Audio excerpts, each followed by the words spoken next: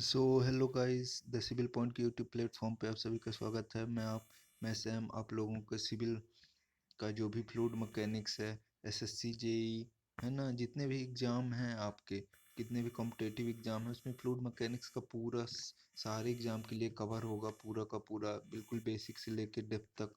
ठीक है, तो चलो स्टार्ट करते हैं। ठीक है, सबसे पहले अगर फ्लूइड देखते हैं कि क्या होता है। ठीक है, तो फ्लूइड एक्चुअल में होता क्या, अगर आप बहुत ही सिंपल लैंग्वेज में देखोगे, कोई भी आपसे पूछता है फ्लूइड क्या, तो अब उसको एक सिंपल लैंग्वेज में क्या बोल सकते हो कि fluid is anything having ability to flow, यानी कोई भी ऐसी चीज़ जो फ्लो हो सकती है वही क्या कहलाएगा, फ्लूइड कहलाएगा। ठीक है, लेकिन अगर आपको पेपर में लिखना है या किसी को इंटरव्यू में बताना, तो उस केस में आप क्या बोलोगे, fluid is a substance which deform continuously under the action of shear force और टेंजेंशियल फोर्स।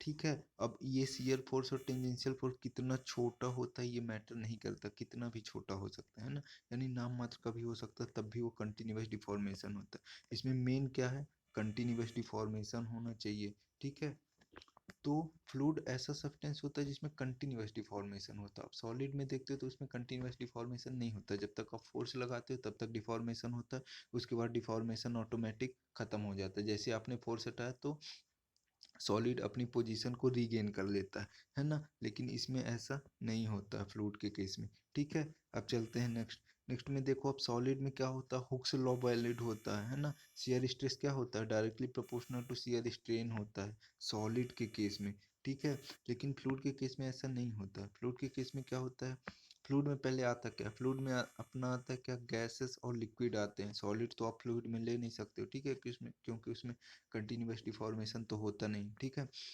तो हमने देखा कि फ्लूइड के सॉलिड के केस में क्या होता है कि shear stress directly proportional to shear strain होता है, लेकिन फ्लूइड के केस में क्या होता है, shear stress directly proportional to rate of angular deformation हो गया, यानी जो भी एंगल चेंज हो रहा है उसका टोटल डिफॉर्मेशन ले लो आप, या फिर आप सीधा सीधा बोल सकते हो shear stress directly proportional to shear strain rate, या फिर रेट ऑफ शियर स्ट्रेन, कुछ भी है ना। इसको क्या बोलते हैं अपन, न्यूटन्स लॉ ऑफ विस्कोसिटी बोलते हैं, है ना।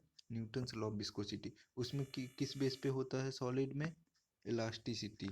ठीक है, हुक्स लॉ के अकॉर्डिंग। इसमें क्या होता है, न्यूटन्स लॉ ऑफ विस्कोसिटी के अकॉर्डिंग। ठीक है, अब थोड़ा सा अपन देख लेते हैं कि फ्लूइड और सॉलिड में डिफरेंस क्या होता है, तब तो आप पहचान पाओगे ना कि एक्चुअल में सॉलिड क्या है और फ्लूइड क्या है। आपको पता ही नहीं होगा तो आपको पता नहीं चलेगा। ठीक है, तो पहला डिफरेंस ये है कि जो सॉलिड होगा वो अपनी ओरिजिनल पोजीशन को गेन कर सकता है ना। अगर आप उससे फोर्स जो है वो हटा लोगे तो अपनी ओरिजिनल पोजीशन को गेन कर सकता है, बट फ्लूइड कभी नहीं करेगा, है ना। फ्लूइड अपनी ओरिजिनल पोजीशन को कभी भी गेन नहीं करेगा, चाहे आप फोर्स हटा लो या फोर्स लगा के रखो। ठीक है, अब दूसरा क्या है, दूसरा हो गया कि solid deformation in solid deformation with respect to time is not continuous. ठीक है, यानी कि सॉलिड में जो डिफॉर्मेशन होता है टाइम के साथ कंटिन्यूअस नहीं होता, है ना। सॉलिड में क्या होता है, आप जब तक फोर्स लगाओगे तब तक डिफॉर्मेशन होगा, फोर्स हटाया डिफॉर्मेशन खत्म। लेकिन फ्लूइड में क्या होता है, मैंने अभी बताया कि उसमें डिफॉर्मेशन कंटिन्यूअस हो गया, यानी स्टार्ट हो गया डिफॉर्मेशन होना तो वो होता ही रहेगा, बंद नहीं होगा। ठीक है, और थर्ड क्या हो गया, सॉलिड का डेफिनेट वॉल्यूम होता है, जबकि फ्लूइड का नहीं होता। फ्लूइड को किसी भी चीज़ में रख दोगे, गैस है, फ्लूइड है, वाटर है, किसी भी कंटेनर में डाल दोगे उसी का शेप ले लेगा, है ना, तो उसका कोई भी वॉल्यूम नहीं होता है। अब अगर अपन फ्लूइड को वो कर क्लासिफाइड करना चाहें तो क्या कर सकते हैं अपन, देखो फ्लूइड को अपन दो पार्ट में क्लासिफाइड कर सकते हैं। ठीक है, पहला क्या हो गया, आइडल फ्लूइड, और दूसरा क्या हो गया, रियल फ्लूइड। ठीक है, अब आइडल फ्लूइड क्या होता है ये देख लेते हैं अपन। ठीक है, आइडल फ्लूइड क्या होता है, जो इनविसिड हो, यानी कि जिसको अपन जिसमें विस्कस फोर्स ना हो कोई भी, है ना, जिसकी विस्कोसिटी जीरो हो। ठीक है, अब विस्कोसिटी क्या होती है मैं जनरल वे में बता देता हूँ, इसके ऊपर इसके आगे अपन वैसे भी फ्लूइड प्रॉपर्टी में विस्कोसिटी को थोड़ा डेप्थ में पढ़ेंगे। ठीक है, तो यहाँ मैं जनरल में बता देता हूँ कि जो भी फ्लूइड लेयर्स होती है ना, यानी मान लो कि ये एक फ्लूइड लेयर जा रही है, एक ये फ्लूइड लेयर। ठीक है, तो ये दोनों फ्लूइड लेयर के बीच में जो फोर्स लगेगी, यानी ये फ्लूइड लेयर जा रही तो ये बोलेगी मैं तुमसे तेज जाऊंगी, ये बोलेगी मैं तुमसे तेज जाऊंगी ना, तो ये दोनों एक दूसरे को रोकने की कोशिश करेंगे। तो ये इन दोनों के बीच में जो फोर्स लगता है, जो फोर्स काम करता है, वही क्या कहलाता है, विस्कोसिटी, यानी जो रेजिस्टेंस काम करता है फोर्स एक अलग वे हो जाएगा, रेजिस्टेंस आप सही वर्ड बोल सकते हो, ठीक है, जो रेजिस्टेंस काम करते हैं इन दोनों के बीच में, ठीक है। तो फ्लूइड प्रॉपर अगर आइडल फ्लूइड है तो आइडल फ्लूइड होने के लिए कंडीशन क्या क्या होनी चाहिए? पहली तो कंडीशन ये है कि जीरो विस्कोसिटी होनी चाहिए, ये तो मस्ट है, ये होनी चाहिए। बाकी ये दोनों हो सकती हैं, नहीं भी हो सकती, बट ये तो होनी ही चाहिए आइडल फ्लूइड होने के लिए, ठीक है। और दूसरी क्या है? इनकम्प्रेसिबल। इनकम्प्रेसिबल मतलब क्या हो गया कि फ्लूइड को कंप्रेस नहीं किया जा सकता। जैसे आप गैस को कंप्रेस कर सकते हो ना, वैसे फ्लूइड को अगर आप उस जो भी फ्लूइड है उसको कंप्रेस कर पा रहे हो तो फिर आइडल फ्लूइड नहीं होगा, ठीक है। और तीसरा क्या है? Surface tension. सरफेस टेंशन क्या है? यानी उसका सरफेस टेंशन जीरो है। सरफेस टेंशन है क्या? ये भी अपन आगे प्रॉपर्टीज में पढ़ेंगे। यहाँ बस आप देख लो सरफेस टेंशन जीरो होता है, ठीक है। इसमें फर्स्ट कंडीशन ये होनी चाहिए, ये दोनों हो भी सकती नहीं भी, ठीक है, आइडल फ्लूइड के कंडीशन के लिए, ठीक है। ठीक है, तो अपन अब आगे देखते हैं कि आइडल फ्लूइड तो देख लिया, तो आइडल फ्लूइड अपन मानते किस किस को हैं ये देखते हैं, ठीक है। तो आइडल फ्लूइड अपन जनरली क्या वाटर और एयर को कंसीडर करते हैं, ठीक है। वाटर और एयर को अपन कंसीडर करते हैं एज अ आइडल फ्लूइड, ठीक है। अब इसको जनरली 20 डिग्री सेल्सियस में एज्यूम किया जाता, बट ये इतना ज़रूरी नहीं है आपको याद करना, ये कभी भी पूछा नहीं जा सकता। बट आपको ये पूछा जाता है कि वाटर की विस्कोसिटी क्या होती है, एयर की विस्कोसिटी क्या होती है ना। अब आप बोलोगे विस्कोसिटी कैसे डिपेंड कर रहे हैं अपन, है ना, कि आइडल फ्लूइड है। अभी हमने बताया ना कि विस्कोसिटी जीरो होनी चाहिए, तभी वो क्या कहलाएगा? आइडल फ्लूइड, है ना। तो उस बेस पे अपन डिसाइड करते हैं, विस्कोसिटी के बेस पे। अब मानते तो अपन आइडल, लेकिन एक्चुअल में आइडल नाम की कोई चीज़ होती नहीं है ना। इसलिए तो देखो यहाँ पे वाटर और एयर दोनों की विस्कोसिटी जीरो नहीं है, क्योंकि आइडल होने के लिए जीरो होनी चाहिए, लेकिन जीरो है नहीं, फिर भी अपन इनको आइडल फ्लूइड कंसीडर कर रहे हैं ना, क्योंकि जीरो नाम की कोई चीज़ होती नहीं है। अगर अपन आइडल देखेंगे तो फिर भी अपन कंसीडर करते हैं इसलिए, ठीक है। अब उसके बाद क्या आता है? Real fluid. रियल फ्लूइड क्या होता है? The fluid which is not ideal, है ना। ऐसा फ्लूइड जो आइडल ना होगा तो रियल फ्लूइड कहला जाएगा, ठीक है। अब जो भी आइडल फ्लूइड में था रियल फ्लूइड में अपोजिट हो जाएगा। आइडल फ्लूइड में क्या था? विस्कोसिटी जीरो थी, विस्कोसिटी इसमें जीरो नहीं होगी रियल फ्लूइड के केस में।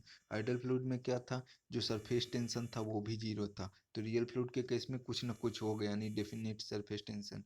और थर्ड में क्या था? रियल फ्लूइड कंप्रेसिबल होते हैं, आइडल फ्लूइड क्या था? इनकम्प्रेसिबल था, यानी उसको कंप्रेस नहीं कर सकते थे, रियल फ्लूइड को कंप्रेस कर सकते हैं, ठीक है। अब रियल फ्लूइड के भी दो पार्ट होते हैं। अगर अपन रियल फ्लूइड को भी क्लासिफाइड करना चाहें तो उसके फिर दो पार्ट हो जाएंगे, एक हो गया न्यूटोनियन फ्लूइड और दूसरा हो गया नॉन न्यूटोनियन फ्लूइड, ठीक है। अब अगर आप ये देखो कि न्यूटोनियन क्या होता है, नॉन न्यूटोनियन क्या होता है, तो अपन आगे बात करेंगे थोड़ा सा। अपन जनरल वे में अगर मैं बताऊं तो न्यूटोनियन फ्लूइड वो होते हैं जो न्यूटन्स लॉ ऑफ विस्कोसिटी को फॉलो करते हैं, ठीक है। न्यूटन्स लॉ ऑफ विस्कोसिटी पे भी एक सेपरेट लेक्चर मैं बनाऊंगा, पूरा उसको प्रूव कैसे करते हैं, ठीक है। तो वहाँ से आपको और अच्छे समझ में आ जाएगा, ठीक है। और दूसरा फिर क्या होता है? Non Newtonian fluid. सेम वही, जो न्यूटोनियन फ्लूइड नहीं होंगे वही नॉन न्यूटोनियन फ्लूइड कहला जाएंगे, ठीक है। अब इसके बाद एक टर्म आता है concept of continuum. Concept of continuum क्या होता है? कॉन्सेप्ट ऑफ कॉन्टिनम होता है कि जैसे कोई भी बॉडी है, ठीक है, उसके मॉलिक्यूल होते हैं बहुत सारे, ठीक है, बहुत सारे एटम मॉलिक्यूल से मिलकर जो बॉडी बनी होती है, ठीक है। मान लो ये बहुत सारे मॉलिक्यूल हैं, ठीक है। तो ये मॉलिक्यूल जो हैं, ये मतलब इनका प्रॉपर्टीज जो है, इनकी सारी चीज़ें वो सेम है या नहीं है ना। यानी कुछ पर्टिकुलर टाइम के बाद, जैसे यहाँ से यहाँ तक हम गए, उसके बाद क्या हो गया? इसकी जो प्रॉपर्टीज है वो चेंज हो गई, ठीक है। यहाँ पे जो पार्टिकल उसकी प्रॉपर्टीज अलग है, यहाँ पे अलग है, यहाँ पे अलग है ना। यानी जो भी है वो सारी एक जैसी नहीं है, कंटिन्यूअस नहीं है, ठीक है। तो उस केस में अपन क्या कंसिडर करते हैं कि कॉन्सेप्ट ऑफ कॉन्टिनम चूज कर लेते हैं ना। यानी हमें किसी चीज़ पे स्टडी करनी है, किसी एक पार्टिकल में या किसी भी ऑब्जेक्ट के ऊपर, तो उसके एक छोटा सा पार्टिकल लिए उसके ऊपर स्टडी करें ना। तो अब हमको उसमें डिसाइड करना कि हमको उस पार्टिकल के केवल एक एटम पे स्टडी करना है, या एक छोटा सा उसका पार्ट कंसिडर करके हम जिसमें बहुत सारे एटम है उस पर स्टडी कर सकते हैं।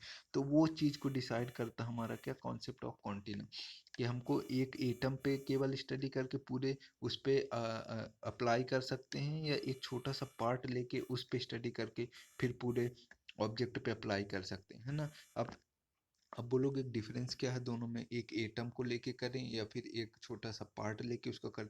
डिफरेंस ये होता है कि अगर प्रॉपर्टीज, हर एटम की प्रॉपर्टीज सेम नहीं है तो अपन एक इस एटम की प्रॉपर्टी अलग है, इस एटम की प्रॉपर्टी अलग है, तो अपन इस एटम की प्रॉपर्टी अगर इस एटम पे स्टडी करके पूरे ऑब्जेक्ट पे लगा देंगे तो पूरे ऑब्जेक्ट में जितने भी पार्टिकल उनकी तो प्रॉपर्टी सेम नहीं है, तो वो रॉन्ग हो जाएगा, है ना, हमारा जो भी रिजल्ट आएगा वो सेम नहीं आएगा।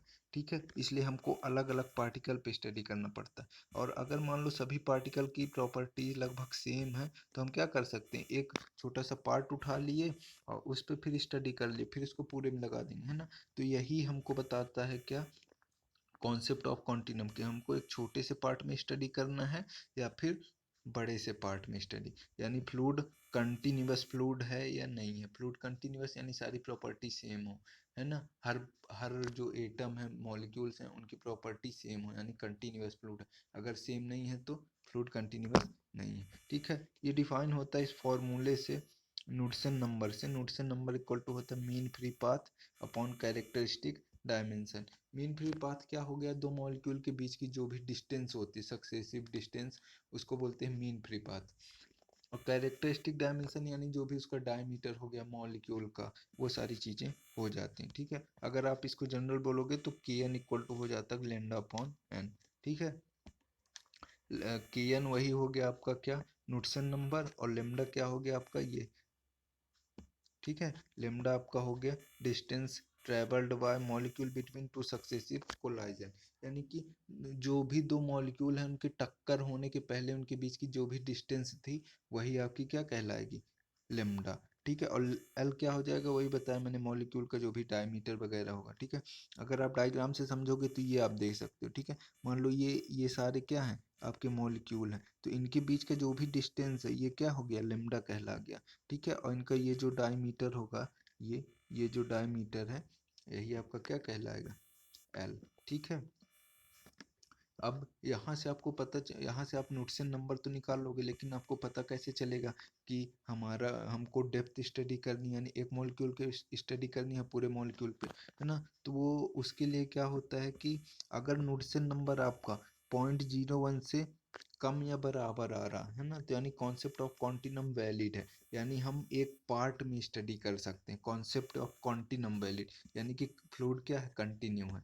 ठीक है, और अगर कॉन्सेप्ट ऑफ कॉन्टिनम वैलिड नहीं होगा तो उस केस में क्या होगा, जो नुडसन नंबर की वैल्यू होगी 0.01 से बड़ी होगी। ठीक है, तो उस केस में हमको क्या एक एक मॉलिक्यूल पे स्टडी करना पड़ेगा। ठीक है, हाँ, अब कुछ और रेयर केस होते हैं जिसपे कॉन्सेप्ट ऑफ कॉन्टिनम वैलिड नहीं होता है, तो उसके लिए क्या होता है, रेरिफाइड गैसेस होते हैं जिनका एल्टीट्यूड बहुत ज़्यादा हाई होता है। एल्टीट्यूड हाई यानी कि उनका प्रेशर बहुत लो होता है ना। अब प्रेशर लो होगा तो क्या होगा, लेमडा बढ़ जाएगा, लेमडा बढ़ेगा तो उनके बीच की क्या होगी, डिस्टेंस बढ़ जाएगी। ठीक है, अब देखो अगर मान लो ये दो मॉलिक्यूल हैं, ठीक है, इनके बीच का अगर प्रेशर जो है वो कम हो गया, तो प्रेशर कम होगा तो ये मॉलिक्यूल क्या हो जाएंगे, दूर दूर चले जाएंगे, दूर दूर चले गए तो इनके बीच की डिस्टेंस बढ़ जाएगी। डिस्टेंस क्या है, लेमडा, लेमडा बढ़ गया, लेमडा अगर बढ़ा तो यहाँ से नुडसन नंबर भी बढ़ जाएगा।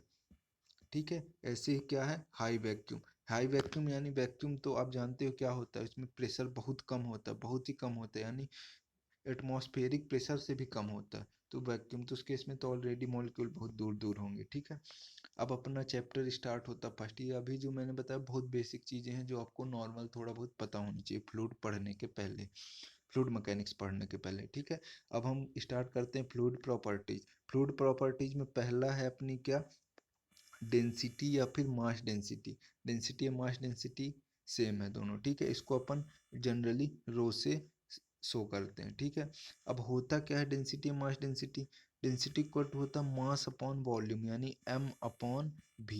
ठीक है, अब इसकी यूनिट के लिए मास की यूनिट क्या होती है, किलोग्राम, और वॉल्यूम की यूनिट क्या होती है, मीटर क्यूब। ठीक है, तो इसकी यूनिट क्या हो जाएगी, किलोग्राम पर मीटर क्यूब। ठीक है, और डायमेंशन फार्मूला, डायमेंशन फार्मूला अगर आपको निकालना है तो डायमेंशन फार्मूले में जनरली क्या होता है, m होता है, l होता है और t होता है। तो m आपको किसको दर्शाता है, मास को, है ना, मास यानी केजी। आपको यूनिट में देखनी है, जो भी यूनिट होगी उस यूनिट में केजी की पावर कितनी है। अगर 1 है तो m की पावर 1 कर देंगे, केजी की पावर 2 है तो 2 कर देंगे, केजी की पावर -1 है तो m की पावर -1 कर देंगे।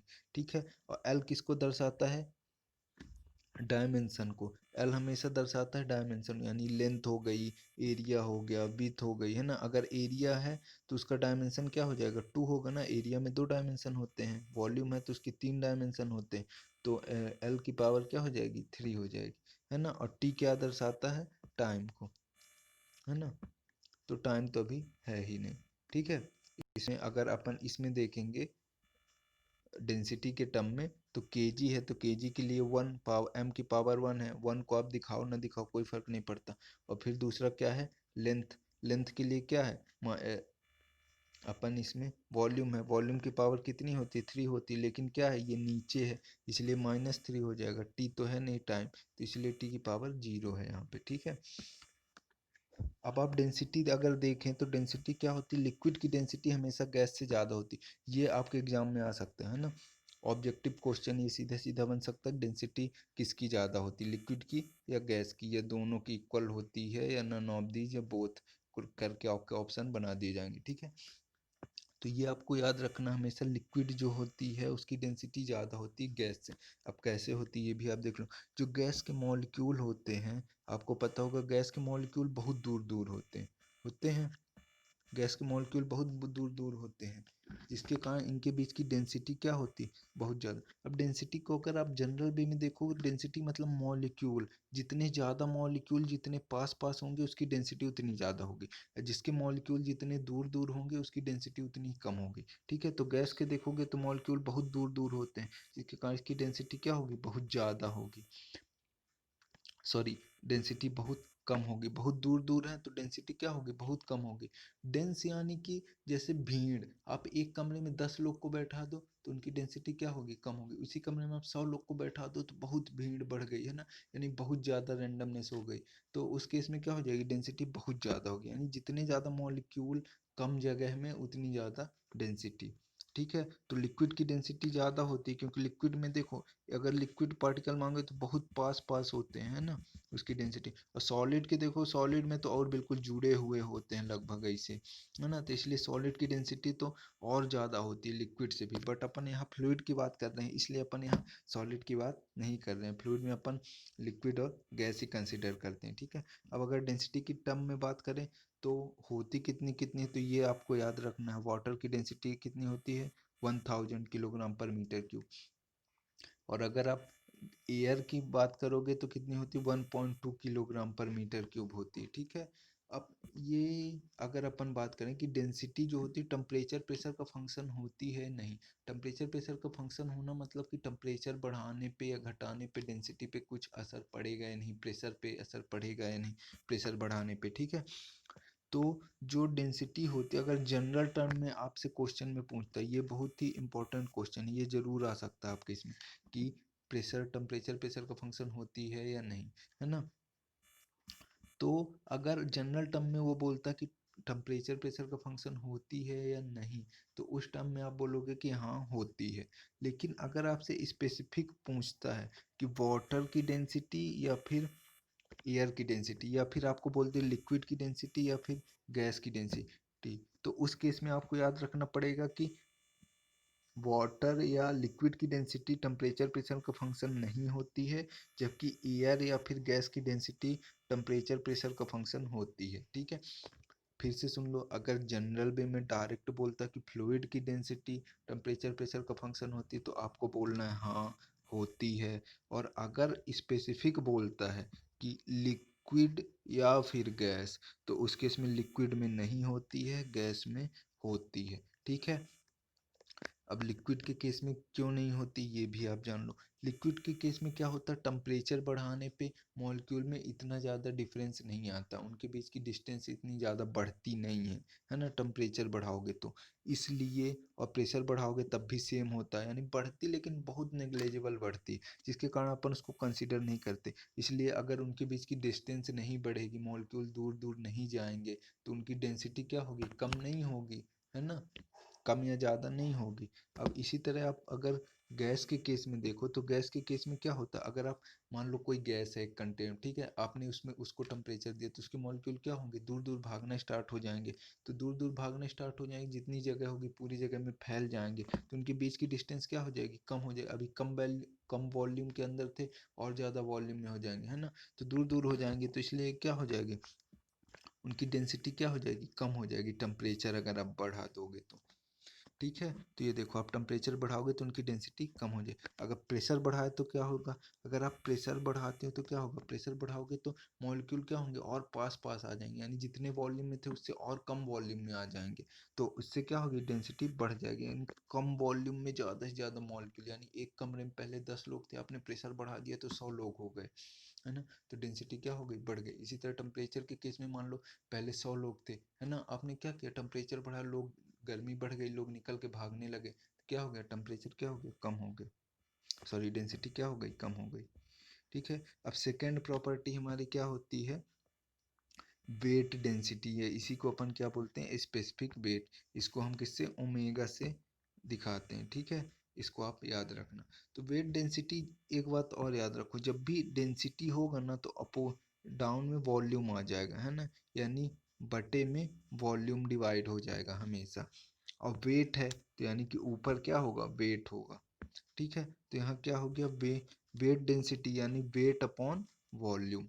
ठीक है, वेट अपॉन वॉल्यूम। अब वेट का आपको वो पता है, यूनिट तो आपको पता है, वेट की यूनिट क्या होती है, न्यूटन। न्यूटन को अगर तोड़ोगे आप तो एम इंटू जी होती है ना, एम इंटू जी। और वॉल्यूम को तो अभी पता ही है ना, मीटर क्यूब। तो यहाँ से आप यूनिट निकाल लोगे जो भी है, सारी चीज़ें, है ना। अब अगर मान लो आपको डेंसिटी पता है और इसी को दूसरे वे में अगर लिखना चाहो तो ओमेगा इक्वल क्या होता है, रो इंटू जी होता है ना, डेंसिटी इंटू ग्रेविटी। इसको एम वेट अपॉन वॉल्यूम को अगर तोड़ोगे तो। ठीक है, अब आप बोलोगे ये कैसे हो गया, तो अभी देखो एम अपॉन भी आपने पढ़ा है जस्ट अभी अभी, mass upon volume equal to क्या होता है, डेंसिटी। तो यहाँ से फिर स्पेसिफिक वेट क्या हो जाएगा, रो इंटू जी। अब अगर आपको कोई भी, अगर आपको डेंसिटी पता है तो आप सीधा सीधा जी से मल्टीप्लाई करो 9.81 से, आपको वेट डेंसिटी मिल जाएगी। ठीक है, बाकी इसका डायमेंशन फार्मूला आप निकाल सकते हो, है ना, जैसे मैंने बताया अभी। ठीक है, उसके अब जैसे वाटर का हमको निकालना, तो वाटर का मैंने बताया था डेंसिटी कितनी होती है, 1000। 1000 में 9.81 को मल्टीप्लाई किया तो ये आ गई वेट डेंसिटी ऑफ वाटर। ठीक है, थर्ड प्रॉपर्टी, थर्ड प्रॉपर्टी क्या है, specific volume. Specific volume, specific volume क्या होता है, वॉल्यूम अपॉन मास, है ना, स्पेसिफिक वॉल्यूम यानी वॉल्यूम अपॉन मास। अब वॉल्यूम और स्पेसिफिक वॉल्यूम में क्या डिफरेंस होता है, स्पेसिफिक वॉल्यूम मतलब पूरा वॉल्यूम आप कंसिडर करोगे, स्पेसिफिक वॉल्यूम यानी यूनिट मास, यानी एक किलोग्राम मास के अंदर कितना वॉल्यूम है ना, वॉल्यूम आप पूरा कंसिडर करोगे अगर जनरल वॉल्यूम बोल रहे। लेकिन अगर आप स्पेसिफिक वॉल्यूम बोल रहे हो तो जो भी वॉल्यूम है उसका 1 किलोग्राम मास के अंदर कितना वॉल्यूम आ रहा, उस वॉल्यूम को कंसिडर करोगे, वो कहलाता है आपका स्पेसिफिक वॉल्यूम। और स्पेसिफिक वॉल्यूम को अपन स्मॉल भी से जनरली दर्शाते हैं, तो स्मॉल भी इक्वल टू क्या हो जाएगा, कैपिटल भी यानी जो भी आपको वॉल्यूम है अपॉन मास यानी एम। ठीक है, और अगर आप क्या कर दो, वॉल्यूम को नीचे ला दो तो एम अपॉन भी हो जाएगा। एम अपॉन भी क्या है, अभी आपने पढ़ा डेंसिटी, तो एम अपॉन भी तो 1 अपॉन एम अपॉन भी क्या हो जाएगा, 1 अपॉन रो। यानी जो स्पेसिफिक वॉल्यूम होता है वो डेंसिटी का इन्वर्सली प्रोपोर्शनल होता है। ठीक है, डेंसिटी का इन्वर्सली प्रोपोर्शनल होता है। अब डायमेंशन फॉर्मूला ये भी आप निकाल लोगे। हाँ, अब ये देखो आप डेंसिटी, अभी आपने क्या देखा था, डेंसिटी गैस की ज़्यादा होती थी, सॉरी डेंसिटी लिक्विड की ज़्यादा होती थी, गैस की कम होती थी। लेकिन अगर स्पेसिफिक वॉल्यूम आप देखोगे तो स्पेसिफिक वॉल्यूम गैस का ज़्यादा होता है, लिक्विड का कम होता है। अगर मैं जनरल वे में देखूं, अगर आपको बताऊं तो मान लो एक पाइप है जिसका डायमीटर D1 है, एक पाइप है जिसका डायमीटर D2 है ना। मान लो D1 का डायमीटर जो है, D1 जो है वो ज़्यादा, सॉरी कम है D2 से, या D2 ज़्यादा है D1 से, जो भी। तो मान लो हमने माना क्या, D1 ज़्यादा है D2 से, यानी जो पाइप 1 है उसका डायमीटर ज़्यादा है, पाइप 2 का डायमीटर कम है। तो जो ज़्यादा डायमीटर वाली पाइप है उससे क्या गैस जाएगी, जो कम डायमीटर वाला है उससे क्या लिक्विड जाएगा, क्योंकि स्पेसिफिक वॉल्यूम गैस का ज़्यादा होता है, लिक्विड का कम होता है। ठीक है, बाकी ये सारी चीज़ें आप नोट्स की दिक्कत मत लो, अगर आप लिखना चाहो तो लिख सकते हो, बाकी ये पीडीएफ मैं आपको प्रोवाइड कर दूंगा तो आप डायरेक्टली पीडीएफ से भी पढ़ सकते हैं, क्योंकि जो भी चीज़ें मैं बता रहा हूँ वो सारी चीज़ इसमें लिखी हुई, एक्चुअली हिंदी तक में लिखी हुई है, क्योंकि ये मेरी खुद की नोट्स है, सो इसमें हिंदी तक में लिखी हुई, आपको ज़्यादा कुछ करने की ज़रूरत नहीं पड़ेगी। ठीक है, जो मैं बता रहा हूँ एक एक चीज़ इस पर लिखी हुई है।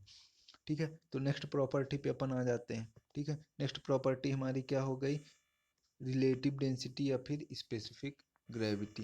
रिलेटिव डेंसिटी या फिर स्पेसिफिक ग्रेविटी सेम इसी को बोलते हैं, दोनों नाम में कंफ्यूज नहीं होना, और हाँ दोनों नाम याद रखना, हमेशा एक नाम याद करके मत जाना, क्योंकि ये बोल देगा तो आप ये बोल देगा तो आप इसमें कंफ्यूज हो जाओगे कि मैंने तो ये पढ़ा है, अगर ये बोल देगा तो आप इसमें कंफ्यूज हो जाओ, इसलिए दोनों नाम याद करके जाना हमेशा। ठीक है, इसको अपन जनरली एस से दिखाते हैं, बाकी दिखाने का कोई वो नहीं रहता, आप अपनी मर्जी से दिखा सकते हो कुछ भी, बस हाँ आपको सिग्निफिकेंट लिखना पड़ेगा कि हाँ मैं इस चीज़ से दिखा रहा हूँ।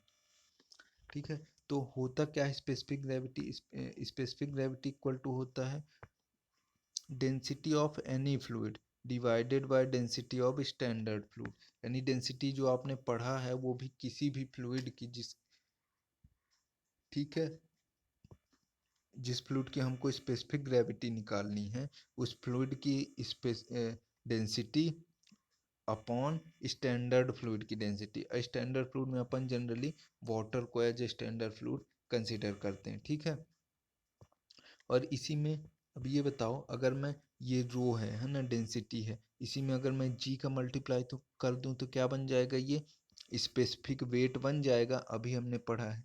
ठीक है, पढ़ के आए हैं। ठीक है, तो इसी को हम क्या लिख सकते हैं, specific weight of any fluid divided by specific fluid of standard fluid, है ना। ठीक है, अब और आगे आ जाओ, अब इसमें ये है कि अगर हम जनरली अगर हमको कुछ दिया नहीं होता तो हम वाटर को स्टैंडर्ड फ्लूइड मान के चलेंगे। ठीक है, वाटर का डेंसिटी कितनी होती है 1000, यानी जो भी जिसकी भी स्पेसिफिक ग्रेविटी हमको निकालनी होगी ऊपर क्या रख देंगे, उसका डेंसिटी रख देंगे डिवाइडेड बाय वाटर की डेंसिटी, यानी 1000, तो हमको आंसर मिल जाएगा स्पेसिफिक ग्रेविटी जिसकी भी निकालनी। और एक और चीज़ होता है जो स्पेसिफिक ग्रेविटी को मेजर कर, रिलेटिव डेंसिटी स्पेसिफिक ग्रेविटी को मेजर किससे किया जाता है, वो है हाइड्रोमीटर से। ठीक है, ये भी याद रखना आप लोग। ठीक है, फिर नेक्स्ट टर्म आती है विस्कोसिटी। ठीक है, तो ये आपको समझ में आ गया ना रिलेटिव डेंसिटी क्या होती है, इसमें ज़्यादा कुछ नहीं है, बस आपको यही है, ये फॉर्मूला है जो मेन है, आपको ये फॉर्मूला याद रखना है बस, एक ये और ये भी फॉर्मूला दूसरा। ठीक है, मेन यही है बस, इससे ज़्यादा और कुछ भी नहीं है। ठीक है, अब फिर क्या आ गया विस्कोसिटी। अब विस्कोसिटी मैंने बताया था पहले कि बाद में अपन पढ़ेंगे, तो विस्कोसिटी मैंने बताया था कि दो फ्लूइड लेयर, अगर ये एक फ्लूइड लेयर है दूसरी फ्लूइड लेयर ये है ना, तो ये दोनों फ्लूइड लेयर एक दूसरे पे फोर्स लगाएंगी, ये बोलेगी मैं जल्दी जाऊंगी, ये बोलेगी मैं जल्दी जाऊंगी। ठीक है, तो दोनों एक दूसरे को रोकने का ट्राई करेंगी कि उससे पहले मैं जाऊं, उससे पहले मैं जाऊं। ठीक है, तो इन दोनों के बीच में एक फ्रिक्शन फोर्स टाइप का लगता है ना, उस फ्रिक्शन फोर्स नहीं बोलते हैं बट एक फोर्स टाइप का लगता है जिसको हम रेजिस्टेंस बोल सकते हैं, एक रेजिस्टेंस लगता है, उसी उसी रेजिस्टेंस को अपन क्या बोलते हैं, विस्कोसिटी।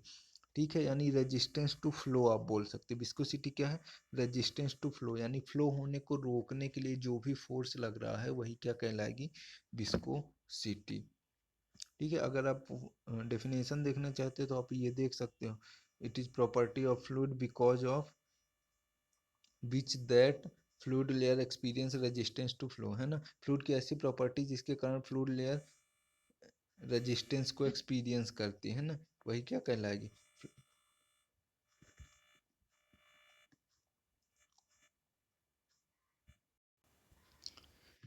ठीक है, तो वही हो गया कि जो भी रेजिस्टेंस फ्लूइड की लेयर एक्सपीरियंस करती है ना, वही प्रॉपर्टी क्या कहलाती है, विस्कोसिटी। ठीक है, मैंने बताया वही रेजिस्टेंस टू फ्लो, आप सीधा सीधा बोल सकते हो रेजिस्टेंस टू फ्लो ही क्या है, विस्कोसिटी।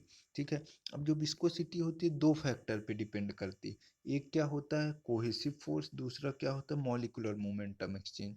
मॉलिक्यूलर मोमेंटम एक्सचेंज को आप क्या बोलते हो? रैंडम मोशन ऑफ मॉलिक्यूल भी बोल सकते हो, है ना, रैंडम मोशन ऑफ मॉलिक्यूल भी बोल सकते हो। यानी मॉलिक्यूल जो है उनका इधर उधर गति करना, यानी किसी भी डायरेक्शन में गति करना, यानी किसी भी डायरेक्शन में मूव करना, ठीक है।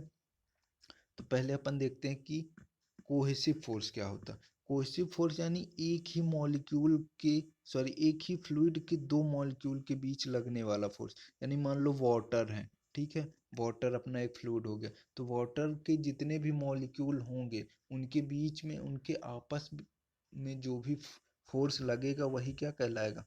Cohesive force. एक और होता है कोहेसिव की जगह फिर अडहेसिव फोर्स होता है, उसमें अगर डिफरेंट फ्लूइड, यानी जैसे एक वाटर हो गया, दूसरा क्या हो गया, मान लो Hg हो गया, पारा, है ना, तो उन दोनों फ्लूइड के मॉलिक्यूल के बीच में जो फोर्स लगेगा उसको अपन क्या बोलते हैं? कोहेसिव फोर्स, है ना। कोहेसिव फोर्स को अपन आगे पढ़ेंगे, वो भी बहुत अच्छी प्रॉपर्टी है, ठीक है।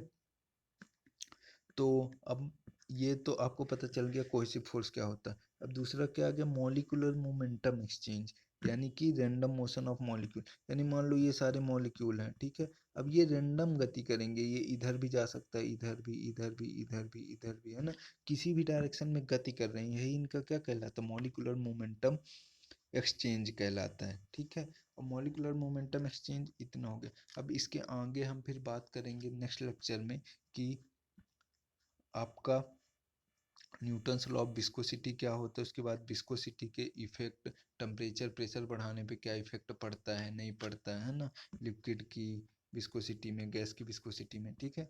तो ये हमारा लेक्चर ख़त्म होता है, और इस पूरे लेक्चर की पीडीएफ मैं आपको दे दूंगा, आप उसकी टेंशन मत लो। इस लेक्चर का पीडीएफ का मैं लिंक डाल दूंगा डिस्क्रिप्शन पे, या फिर व्हाट्सअप नंबर डाल दूंगा डिस्क्रिप्शन पे, तो आप व्हाट्सअप करके लिंक, ये पीडीएफ आप ले सकते हो, ठीक है। चलो, धन्यवाद आज के लेक्चर के लिए।